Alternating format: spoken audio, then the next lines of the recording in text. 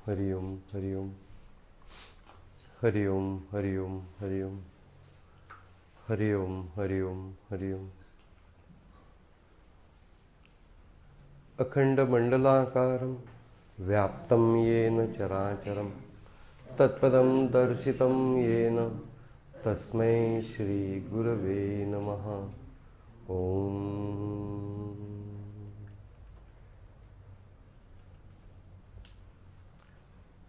तस्यापि निरोधे सर्व निरोधान निर्गुण निर्बीज समाधी असं सूत्र आहे शेवटचं। पहिला जो समाधीपाद योगसूत्रांच्या मधला,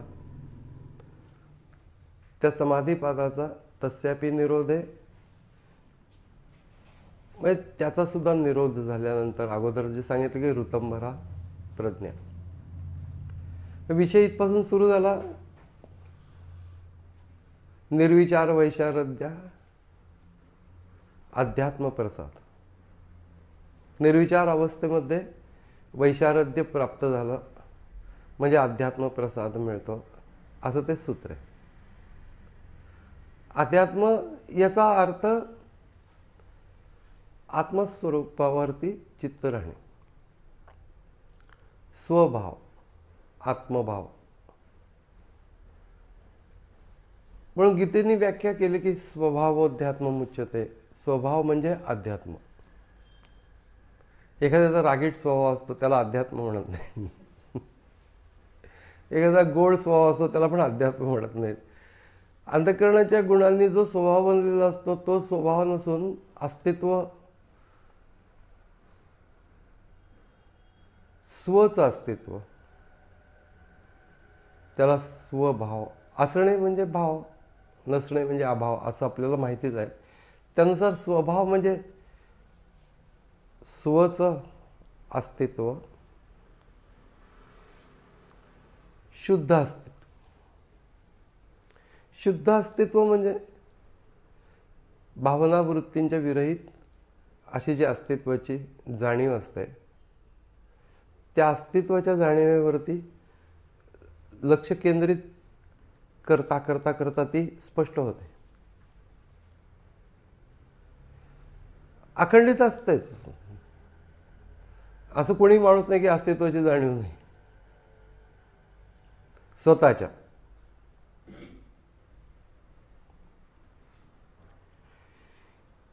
ही जी अस्तित्वाची जाणीव आहे ती सगळ्या बाकीच्या सगळ्या वृत्तींना, सर्व ज्ञानेंद्रियांच्या क्रियांना, त्यांच्यापासून जे जाणणं होतं त्या जाणण्याला ती मूळ जाणीव ही आधार आहे। State of consciousness. कॉन्शियसनेस जर का नसेल तर इंद्रियांच्या क्रिया जरी का किती झाल्या, ज्ञानेंद्रियांच्या, तरी देखील कॉन्शियसनेसमध्ये नसलेल्या व्यक्तीला काही उपयोग नाही त्याचा। म्हणून मूळ गोष्ट आहे की ती जाणीव शुद्ध स्वरूपामध्ये म्हणजे वृत्तीविरहित अशा स्थितीमध्ये असते। वृत्तीविरहित अशा स्थितीमध्ये असलेल्या त्या स्वच्या जाणीवेवरती अवधान केंद्रित करून राहिलेली व्यक्ती जेव्हा प्रयत्न न करता त्या जाणीवेवरती चित्त राहतं, प्रयत्न करेपर्यंत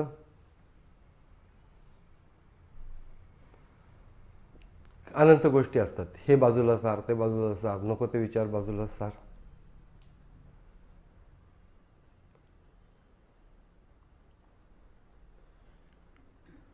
पण अनायास चित्त त्या जाणीवेवरती राहील अशी स्थिती अभ्यास करता करता म्हणजे प्रयत्न करता करता,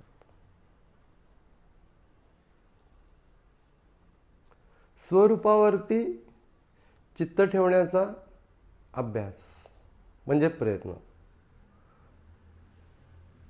त्या स्थितीवरती येण्याचा प्रयत्न म्हणजेच अभ्यास, असं योगसूत्रकारांनी सूत्रच करून टाकलेलं आहे। तत्र स्थितो यत्नोभ्यासः। म्हणून सगळा प्रयत्न पहिल्यांदा ध्यान करायला वेळ मिळाला पाहिजे हा प्रयत्न आहे. ते समजून घेऊन करायला पाहिजे.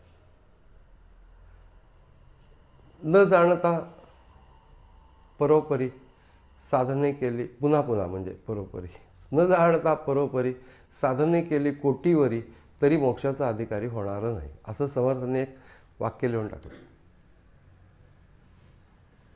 म्हणून जाणून घेणं ही पहिली स्टेप आहे.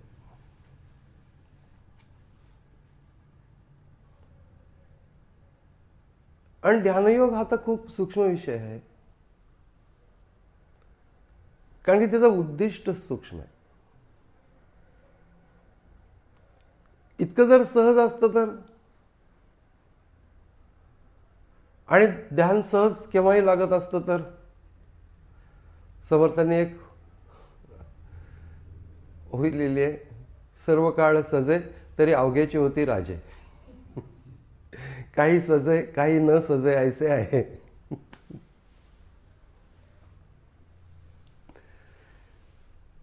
म्हणून समजून घेऊन प्रयत्न करणे हा त्याच्यातला भाग आहे. प्रयत्न करणे पहिला भाग आहे, पण समजून घेऊन प्रयत्न करणे हा दुसरा भाग आहे. त्या समजून घेण्याचा जो भाग आहे त्याच्यामध्ये कुठल्याही बाह्य अशा प्रकारच्या गोष्टीशी चित्त संबंधित न करणे. विश्वामध्ये परमात्मा आहे, सगळीकडेच आहे, पण आतमध्ये तो आहे आणि त्याच्यावरतीच लक्ष केंद्रित करायचं. हे एकदा बुद्धीने पक्क ठरवायला. जसं जसं जाणीवेशी चित्त अवधान ठेवून संयुक्त होतं, संबंधित होतं पहिल्यांदा, मग संयुक्त होतं. त्याच्याशी जसं ते संयुक्त होतं अवधान ठेवून ठेवून ठेवून ठेवून, तसं ही गोष्ट लक्षात येते की जर का आम्ही बरोबर ठिकाणी लक्ष केंद्रित केलं, प्रयत्न केला, तर इतर वृत्तींचा त्रास होत नाही. इतर वृत्ती कमीच होत नाही आहेत, कारण की आम्ही त्याच्याशी खेळत बसतो, त्या वृत्तींशी न कळत त्यांना घालवण्याचा प्रयत्न करण्याने सुद्धा खेळत बसतो.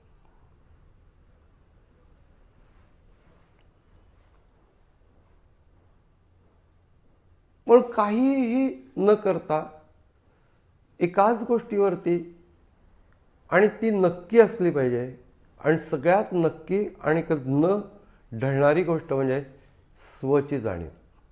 माणसाच्या संबंध जीवनामध्ये कधीही बदल न घडणारी ही एकच गोष्ट आहे. त्याचं रूप रंग सगळं काही बदलतं, त्याचे विचार बदलतात, भावना बदलतात, everything changes except sense of being. मी आहे अशी जी जाणीव आहे ती कधीही बदलत नाही, ती वृद्ध होत नाही, काही होत नाही. ती मी लहानपणी जसा मी आहे ही जाणीव होती, तीच जाणीव वृद्धपणापर्यंत तशीच राहते. अशी या चेंजिंग वर्ल्डमध्ये एवढी एकच गोष्ट कदापि न बदलणारी आहे.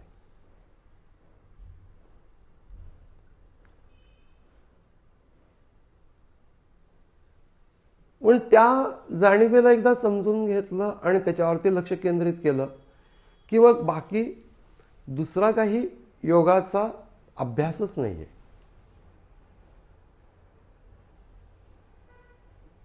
ज्या दोन स्थितीत म्हणजे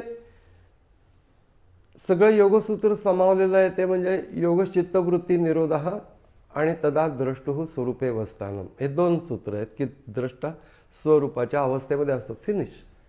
याच्यानंतर पुढे सगळं विवरण जे आहे ते किती स्थिती कशी प्राप्त होईल, या दोन गोष्टी की चित्तावरच्या वृत्ती जातील कशा आणि स्वरूपावरती चित्त राहील कसं. विचारांनी समजायला अवघड नाही आहे, परंतु जेव्हा आमचं जर का शरीर त्याला अनुकूल नसेल, इतर काहीतरी मनाची स्थिती अनुकूल नसेल, तर ते लक्ष त्याच्यावरती केंद्रित करणं शक्य होत नाही.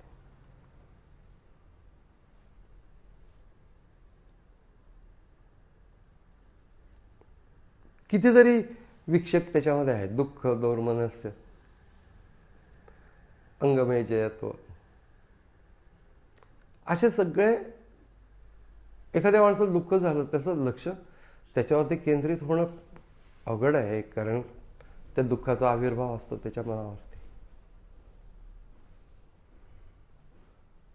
कुठल्याही गोष्टीचा आविर्भाव अंतःकरणावरती वृत्तीरूपाने येतो.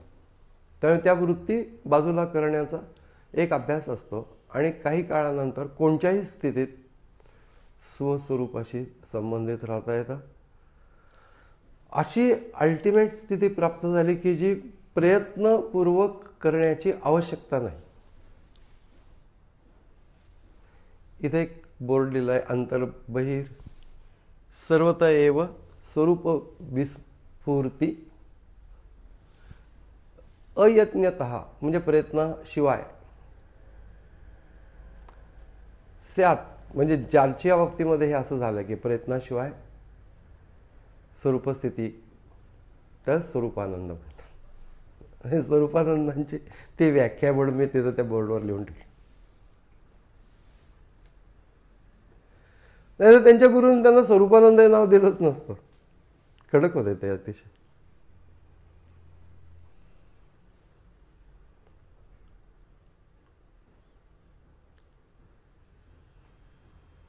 अनुग्रह दिल्यानंतरच स्वामींनी साकीत वर्णन केलं आणि म्हणते ते कोण कुणाचा करी येतो उद्धार, स्वये कष्टल्या विणका होतो कोठे आत्मोद्धार.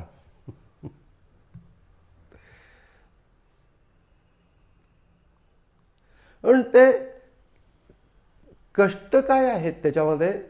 प्रयत्न सकाळी उठायला लागतं, त्रास सहन करायला लागतो सुख सोडण्याचा. पांडुरंग शास्त्रींनी असं म्हटलेलं की पहाटे उठायचं आहे कशाहीसाठी, म्हणजे प्रवचनाला जायचंय, ध्यान करायचंय, नाम घ्यायचं, कशाला? पहाटे उठायचं आहे एका विशिष्ट वेळेला. त्यावेळेला अंगावरचं पांघरुण दूर करायला जो त्रास होतो त्याला तप असं म्हणतात. काही कष्ट आहेतच.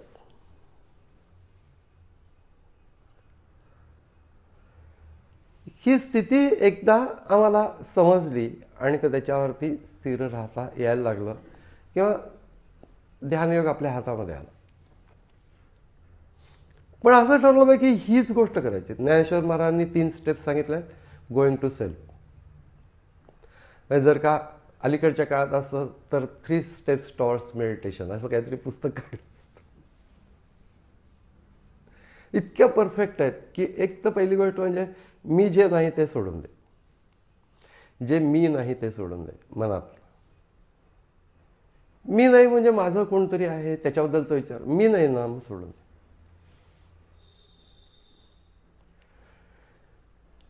अगदी माझं मन हा सुद्धा विचार तू सोडून दे. मी म्हणजे मन नव्हे. मी जे नाही ते सर्व सोडून देणे पहिली गोष्ट, फर्स्ट स्टेप. मस्तकामध्ये लक्ष केंद्रित आहे हे सगळं गृहीत आहे. म्हणजे दुसरी गोष्ट म्हणजे मी जो आहे तो 2 प्रकारे आहे. एक व्यक्तिमत्वाचा आहे आणि दुसरा म्हणजे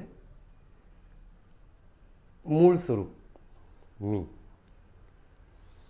ते व्यक्तिमत्वाचा जो मी आहे तो तात्पुरता बाजूला ठेव, तो आपल्याला नको आहे. मग आता जे मी उरतं शुद्ध स्वरूप, त्याच्या बाबतीत त्यांनी म्हटलंय आरशात प्रतिबिंब जसं पाहिलं जातं तसं त्याला पाहायचा प्रयत्न करू नको.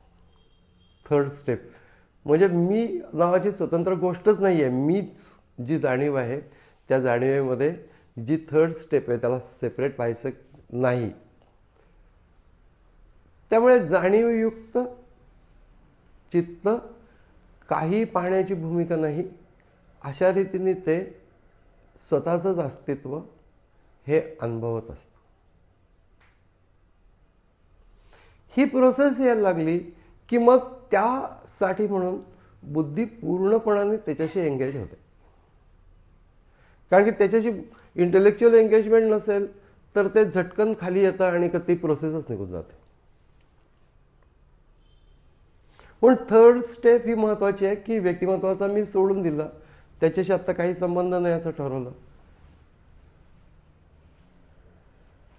पूर्वी काही घटना घडलेल्या आहेत ते संस्कार रूपामध्ये अंतःकरण त्या सोडून द्यायचं, कारण की आत्ता काहीतरी संबंध. जे उरलं ते शुद्ध जाणीव स्वरूप आहे, पण ते तू स्वतंत्रपणे पाहायचा प्रयत्न करू नको. मग हळूहळू ती स्थिती आपल्याला जमायला लागते. हे करताना निर्विचार अवस्था विकसित होत जाते. एकच विचार आहे की जाणीवेशी संबंधित होऊन राहणे. आणि संबंधित जर का होऊन राहत असेल तर तो विचार पण जातो. हा विचार कसा जाईल, तर संबंधित जाणीवेशी राहिल्यानंतरच तो विचार जातो. एका विशिष्ट माणसाला भेटायचंय मला, कुणाला तरी, तर त्या पत्ता पित्ता काढून त्याच्यानंतर या ऑफिसमध्ये इथं तो आहे, तो कसा असेल, काय असेल वगैरे हे माहिती असलं किंवा माहिती नसलं तरी देखील तत्संबंधी विचार असतात. एकदा का त्याच्या पुढे उभं राहिलं की विचार संपतात. खातो माणूस, खलास, आता काय, आता विचार करण्याची गरज नाही. त्यामुळे हा विचार संपण्याची जी शेवटची गोष्ट आहे की जाणीवेवरती आपण अवधान केंद्रित करून राहायचं आहे. हा जो विचार आहे यालाच धारणा असं म्हणतात. आणि तो धारणेचा जो विचार आहे तो असायलाच लागतो, कारण की नाहीतर मग काय होतं की विस्कळीत होतं ध्यान. काही झालं तरी चालेल अशा पद्धतीने ध्यान नाही होत. आणि याच्यात आम्हाला दुसऱ्या कुणाकडे किंवा कुणाचं तरी आपण ध्यान करत नसून स्वच ध्यान करतो.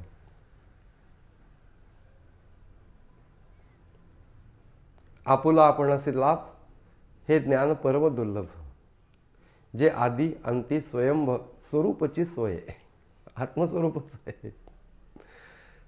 किती प्रकारांनी समर्थांनी सांगितलं असेल, किती प्रकारांनी ज्ञानेश्वर महाराजांनी सांगितलं असेल. सगळ्यांचं म्हणणं हे, अज्ञान हा देह स्वरूपी मिनला तरी ओसावला देहपात, ज्ञानस्वरूपाची सांगड जाहली अंतरी पाहिली ज्ञानज्योती.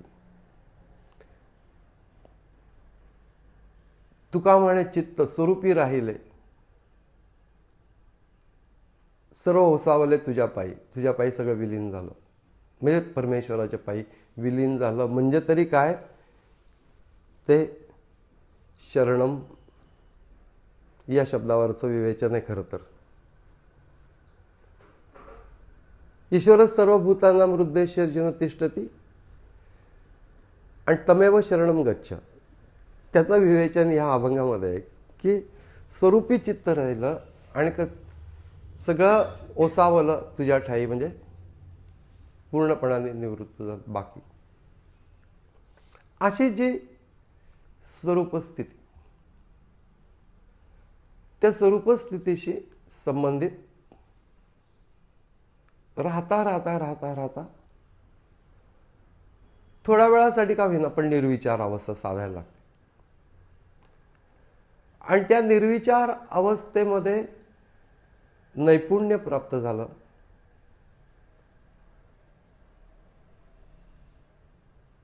केव्हाही पाहिजे त्यावेळेला ती झटकन प्राप्त होती अशी स्थिती निर्माण झाली, म्हणजे मग ही अध्यात्माची अवस्था प्राप्त होते. अध्यात्माचा प्रसाद.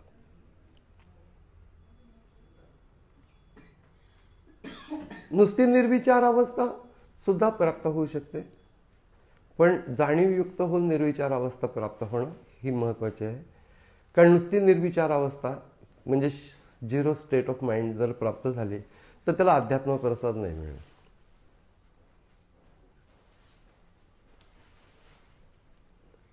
आणि जाणीवेच्या बाबतीमध्ये गोष्ट आहे की जाणीव ही हा विचार नाही आहे. मी आहे हा काय विचार थोडाच आहे. मला जाणवतं मी आहे हे, म्हणून जाणीव हा विचार नाही आहे. तर जाणीवेवरती चित्त ठेवून बाकी सर्व, त्या जाणीव सुद्धा वस्तुतः ती सुद्धा शारदेचं स्वरूप आहे. जे सकळ नाटक अंतरकळा, जाणीव स्फूर्ती निर्मळा, जयेचेनी स्वानंद सोहळा ज्ञानशक्ती, असं समर्थांनी म्हटलं की तिच्यामुळे हा जो स्वानंद सोहळा आहे तिच्यामुळे प्राप्त होतो, ज्ञानशक्ती.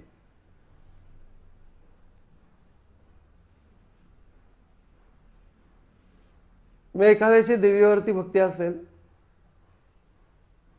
तर त्यांनी असं समजावं की जाणीव रूपामध्ये, ज्ञानशक्ती स्वरूपामध्ये तीच शारदा आहे, तीच देवी आहे. त्यामुळे मी ज्यावेळेला लक्ष केंद्रित करतो त्यावेळेला आपोआप त्याच्यावरती, जाणीवेवरती अवधान केंद्रित करणं.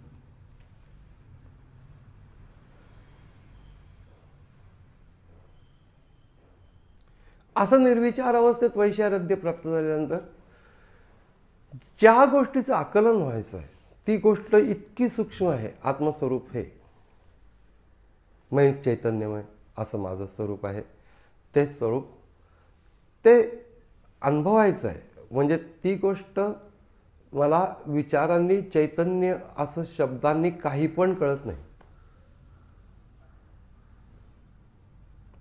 मी आत्मा आहे अशा शब्दांनी मला काही पण कळत नाही.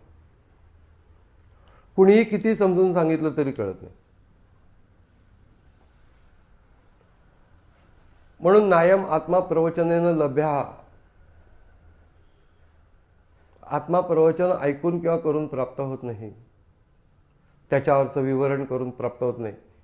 यमैवश्य वृणुते तेन लभ्या, जो स्वतःच विवरण करून पाहतो त्यालाच तो प्राप्त होतो. विषय सूक्ष्म आहे, परंतु जर का बुद्धीला चॅलेंज नसेल तर बुद्धी अनंत विचारांच्या मध्ये आपोआपच जाते. पण जेव्हा चॅलेंज असतं आणि त्यावेळेला तिला काही सूक्ष्म समजून घ्यायचं असतं त्यावेळेला ती बुद्धी तिथेच बरोबर एंगेज राहते.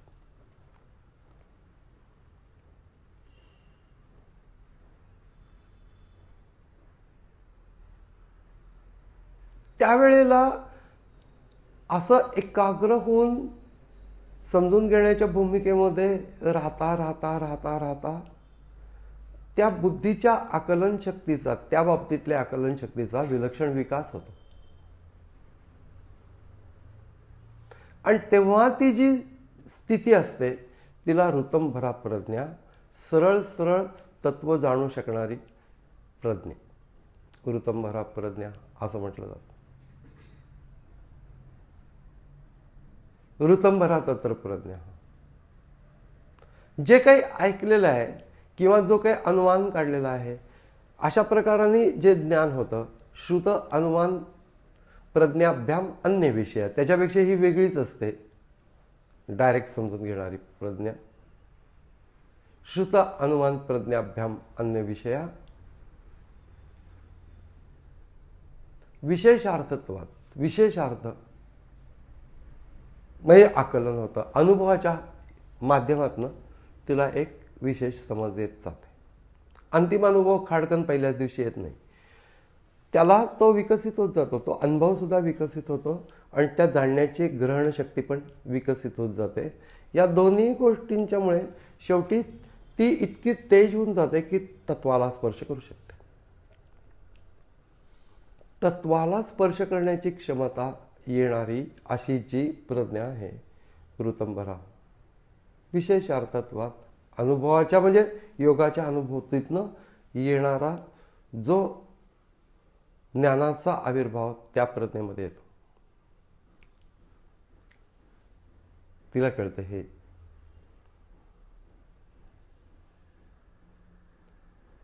स्ववरती अवधान करताना हे चाललेलं आहे सगळं.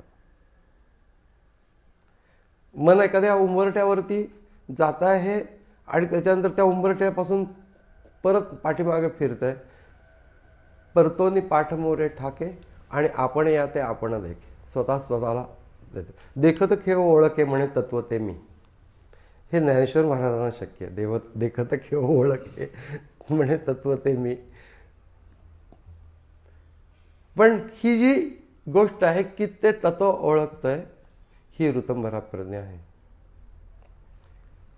पण ज्ञानदेवांच्या बाबतीमध्ये त्याचा विकास वगैरेचा काही प्रश्न नाही, पण बाकी सगळ्या लोकांच्या बाबतीमध्ये ती विकसित होत जाते आणि मग ती विकसित होऊन सरळ सरळ तत्व जाणू शकण्याची क्षमता तिची विकसित होते. ऋतंभरा तत्र प्रज्ञा श्रुत अनुमान प्रज्ञाभ्याम अन्य विषय.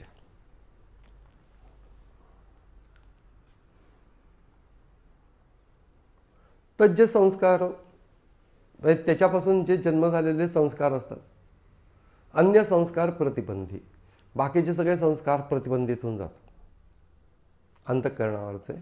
तत्कालीन त्या काळामध्ये त्या ऋतंभरा प्रज्ञेचा जो संस्कार असतो त्या संस्काराच्या मधनं ज्ञानमय अशा प्रकारचा संस्कार होतो अंतःकरणावरती. स्वतःच्या संबंधीचं ज्ञान, बाकी सगळं ज्ञान सोडून द्या, स्वसंबंधीचं ज्ञान आत्मज्ञान ज्याला म्हटलं जातं, त्याचा संस्कार होतो. आणि त्या संस्काराच्या मुळे इतर सगळे संस्कार, म्हणजे मी अमुक अमुक व्यक्ती आहे, मी काही धड माणूस नाही वगैरे वगैरे, असं जे काही स्वतःबद्दल भावलं जातं, किंवा मी फार ग्रेट आहे, हे सगळे संस्कार प्रतिबंधित होतात. नष्ट नाही होत, प्रतिबंधित होतात. म्हणजे आम्ही ध्यानातनं त्या समाधी अवस्थेवरनं बाहेर पडलेली व्यक्ती ज्ञानमय संस्कार घेऊन बाहेर पडते, पण तिचं व्यक्तिमत्व खाडकन बदलतं असं नाही आहे. ती पण एक प्रोसेस आहे. हळूहळू त्या सर्व व्यक्तिमत्वाच्या गोष्टींचा विसर पडायला.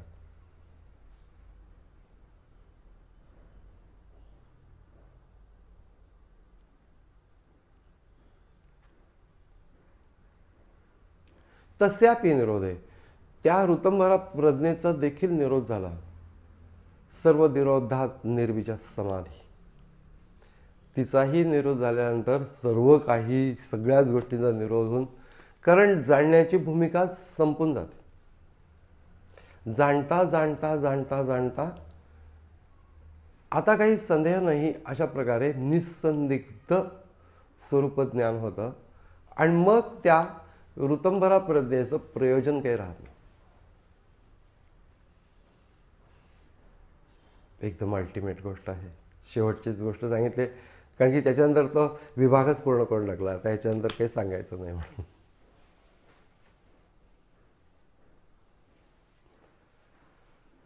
पण तिचा संस्कार जो आहे तो ज्ञानमय संस्कार होत राहतो, होत राहतो, होत राहतो, फुल्ली एस्टॅब्लिश झाला. आता परत काही वेगळ्या पद्धतीने अजून काही ज्ञान व्हायचं नाहीये अशी स्थिती निर्माण झाली की मग सर्व संस्कार प्रतिबंधित होतात. तिचा संस्कार होण्याची प्रक्रिया थांबून जाते, बुद्धीचा विषय संपून जातो.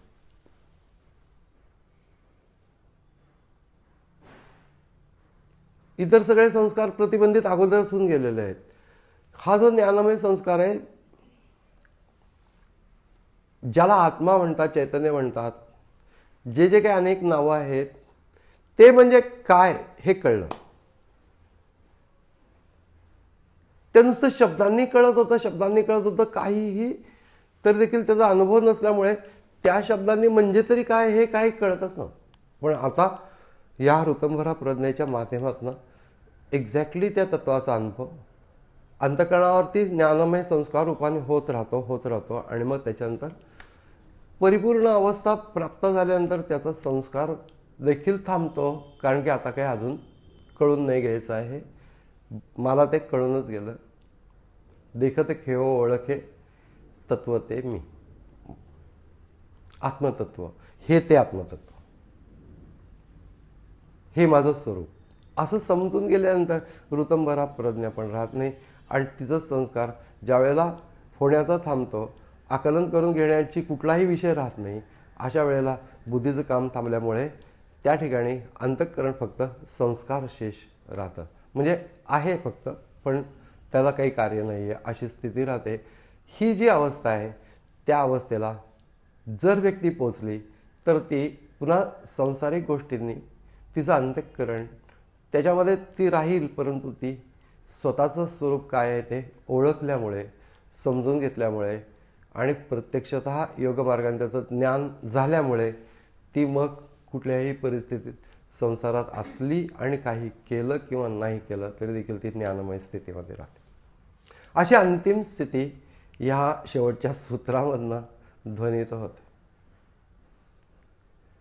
पण एकंदर प्रवाह अनंत वृत्ती आहेत आणि मन आवरत नाही इथपासून ते मनाचीच जी जाणीव आहे ती जाणीव म्हणजे मन असण्याचा जो भाग आहे तो सगळाच मन असण्याचा भाग संपून गेला.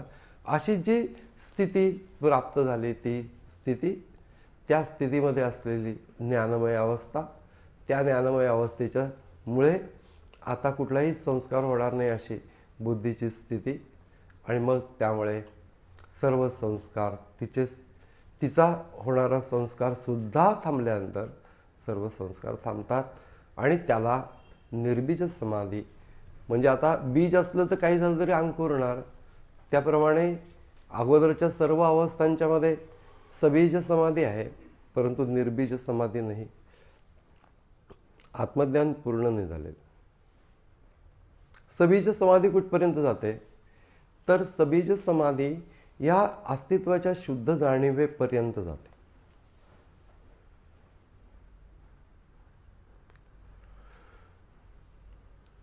अस्तित्वाची जाणीव एवढंच आहे अशी जी स्थिती त्या स्थितीला सबीज समाधी असं म्हणतात. संप्रज्ञात हा टप्पा आहे आणि या टप्प्याच्या नंतरचा जो भाग आहे प्रयत्नांचा भाग इथंच संपतो. प्रयत्नांचा भाग आहे तो अस्तित्वाच्या जाणीवेवरती लक्ष केंद्रित करून राहणे एवढाच प्रयत्नांचा भाग आहे आणि ती जाणीव सोडून दुसरं काही नाही अशी जेव्हा स्थिती येते त्यावेळेला हा सगळा प्रयत्नांचा भाग संपून जातो. ही जी प्रयत्नांचा भाग संपून जातो अशी जी स्थिती आहे तर देखील बुद्धीचं कार्य आकलनाचं राहिलेलंच असतं. प्रयत्नांचा काहीच भाग नाही आहे पण बुद्धीचं आकलनाचं त्या स्थितीत असताना त्या तत्वाचं आकलनाचं कार्य राहिलेलं असतं. त्यामुळे बुद्धिजन्य अशा प्रकारचे त्या बुद्धीचा त्या तत्वाला आकलन करणाऱ्या बुद्धीचा विकास होत राहतो आणि मग ती अशा अवस्थेमध्ये जातात की ते तत्व समजू शकेल. विश्वाच्या मध्ये असलेलं जे परमतत्व तेच आत्मतत्व आहे हे आम्ही जरी का ते थिअरॉटिकल नॉलेज म्हणून घोकलं तरी ते तत्व प्रत्यक्षतः बुद्धीने अनुभवणं. त्याच्याबद्दल मग कुठल्याही प्रकारचा चित्तावरती कवणस्तुती करू कवणीय वाचा ओघ संकल्पाचा गिळला चित्ते. मन हे झाले मुके मन हे झाले मुके अनुभवाचे सुखे हे लावले. बुद्धीचे देखणे दृष्टीचे देखणे परतले मागुती राहिली निवांती नेत्रपाती म्हणे गोरा कुंभार मौन्य सुख घ्यावे. मग ही मौन्य अवस्था असते. त्या मौन्य अवस्था ही ज्ञानमय अवस्थेच्या अगोदरची अवस्था. ज्ञानमय अवस्था झाल्यानंतर सगळं संपूर्ण जाऊन त्याच्यानंतर जी समाधी प्राप्त होते निर्बीज समाधी म्हणजे अगोदरच्या अवस्थांच्या मध्ये असलेलं जे बीज आहे. बीज म्हणजे काही संसार, त्याच्यामध्ये उपभोग आकर्षण निरनिराळ्या प्रकारच्या गोष्टी मोठेपणा सर्व प्रकार अशा सर्व गोष्टी मावळून जातात. पण सबीज समाधी जोपर्यंत असते तोपर्यंत या गोष्टी राहतात. निर्बीज समाधी झाल्यानंतर कुठल्याच गोष्टीनंतर त्या चित्त ॲक्सेप्ट करू शकत नाही. ते चित्त फक्त ज्ञानमय अवस्थेशी संबंधित राहू शकतं. मग हा जो प्रवास आहे की सबीज अवस्थेपासून निर्बीज अवस्था याच्यात प्रयत्नांचा भाग काही नाही.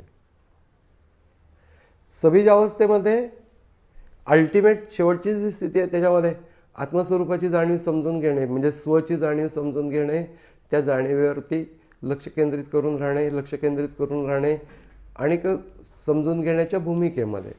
त्यामुळे ही भूमिका आहे, प्रयत्न आहे त्याच्यामध्ये थोडासा, पण तो जो आता लक्ष त्याच्यावर केंद्रित करणे आणि फक्त अलर्ट राहणे याच्या पलीकडे काही करायचं नाही आहे. ते सहज व्हायला लागतं. मग त्याच्यानंतर ती सबीज समाधीचा भाग संपतो. नंतरचा जो पुढचा जो पूर्ण विकास आहे की ज्याच्यामध्ये बुद्धी केवळ तत्वग्रहण करत राहते, अधिकाधिक सूक्ष्म पद्धतीने त्याचं आकलन करत राहते आणि मग पूर्ण आकलन होऊन ज्ञानमय संस्कार पूर्ण झाला. बुद्धीचं काम काही नाही, नुसती ते आहे अशी स्थिती प्राप्त होते. एकदम उंचीचं असं वर्णन सूत्रमय पद्धतीने केलेलं आहे आणि त्यामुळे याच्यामध्ये निर्विचार अवस्थेपासून पुढचा सगळा हायर स्टडीज आहे. म्हणजे निर्विचार अवस्था प्राप्त क्वचित होते आहे अशी आमची अवस्था असते. आणि त्याच्यानंतर त्याच्यात वैशारद्य प्राप्त झालं, हा एक टप्पा आहे. आणि त्या टप्प्याच्या पुढचा टप्पा जो आहे तो ऋतंभरा प्रज्ञा विकसित होणे, तीही मावळणे आणि तत्वस्वरूप होऊन राहणे. हरिओम तत्स.